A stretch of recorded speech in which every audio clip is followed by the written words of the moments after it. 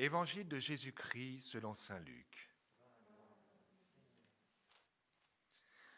En ce temps-là, Jésus disait : « Lequel d'entre vous, quand son serviteur aura labouré ou gardé les bêtes, lui dira à son retour des champs : Viens vite prendre place à table ?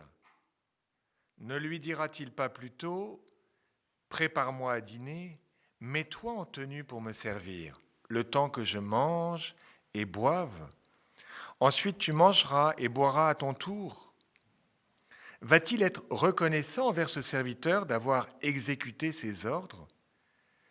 De même, vous aussi, quand vous aurez exécuté tout ce qui vous a été ordonné, dites : Nous sommes de simples serviteurs, nous n'avons fait que notre devoir.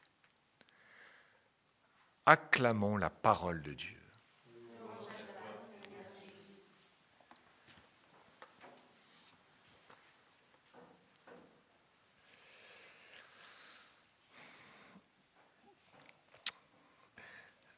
Alors nous sommes dans la suite de cet évangile de Luc au chapitre 17 avec ce thème du service.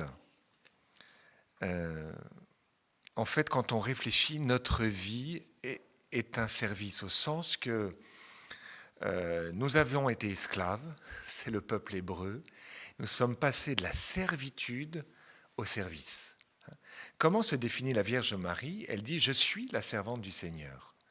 C'est-à-dire, en fait, celui qui me libère, celui à qui je peux donner toutes mes énergies, c'est le Seigneur lui-même. Quand on réfléchit dans notre vie, en fait, on sert tous quelque chose. On sert notre gloire personnelle, enfin certains. On sert telle passion, on sert notre famille, on sert la passion des chevaux, on sert. On voit bien comment dans ce temps de confinement, pour certains, parfois c'est dur parce que j'avais tel travail, je servais et je donnais ma vie aux autres de telle et telle manière et je ne peux plus le faire de la même manière. Donc en fait, l'homme, fondamentalement, il est fait pour servir, il est fait pour se donner. Garder sa vie pour soi n'est pas du tout le sommet du bonheur. Mais en fait, le seul à qui je peux donner véritablement ma vie, c'est-à-dire à me remettre pour qu'il m'utilise, entre guillemets, c'est le Seigneur lui-même, parce que quand je sers le Seigneur, en fait, c'est lui qui se met à mon service, c'est lui qui me lave les pieds, c'est lui qui fait que je suis pleinement moi-même, pleinement homme, pleinement femme. Le seul service qui humanise, c'est le service auprès du Seigneur. Alors, où que nous soyons, nous pouvons servir, mais ce qui va faire qu'on va être ajusté au service, c'est que ce service, ça va être le plus beau, ça va être pour la gloire de Dieu et le salut du monde. Ce que dit saint Ignace, en fait, vous cherchez à discerner qu'est-ce qu'il faut faire, très bien, mais que ça soit tout pour la gloire de Dieu et le salut du monde. Et c'est ça qui est mis dans cet évangile, en fait, mais vas-tu être reconnaissant envers ce serviteur d'avoir exécuté ses ordres ? Mais non, nous sommes de simples serviteurs, nous avons fait que notre devoir, nous sommes faits pour le service, nous sommes faits pour donner notre vie à Dieu, et donc c'est tout à fait, c'est là qu'est notre place.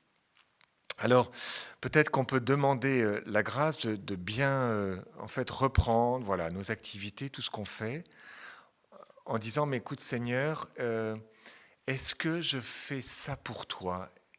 Comprenez que si mon activité, elle est faite pour la gloire de Dieu, il y a un certain nombre de problèmes qui n'existent plus.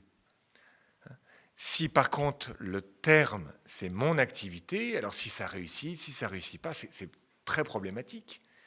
Mais si dans ma paroisse, allez, je vais me mettre en scène, eh bien je dis que finalement le but c'est le Seigneur, le but c'est que je grandisse en sainteté, le but c'est que je fasse plaisir au bon Dieu, comme disait la petite Thérèse. À ce moment-là, que telle activité réussisse pas, c'est pas très grave. Le monde a besoin de saints avant d'avoir besoin des ouvriers. Bon. Mais que ce désir de la sainteté, vous voyez, qu'il soit comme notre premier objectif, nous renvoie à notre propre vie, pas dans un attentisme et à ne rien faire, mais il nous renvoie en nous disant, écoute Paul, François, Dominique, toi qui es là derrière, à nous regarder en ce moment sur Emmanuel Play, en fait, servir la gloire de Dieu en premier, c'est concrètement passer l'aspirateur, aller voir une voisine, faire telle ou telle chose. Et vous voyez, quand on va chercher très loin le but, tout d'un coup, les moyens sont ajustés et on comprend notre juste place. Et curieusement, en fait, on est profondément heureux. Voilà. Amen.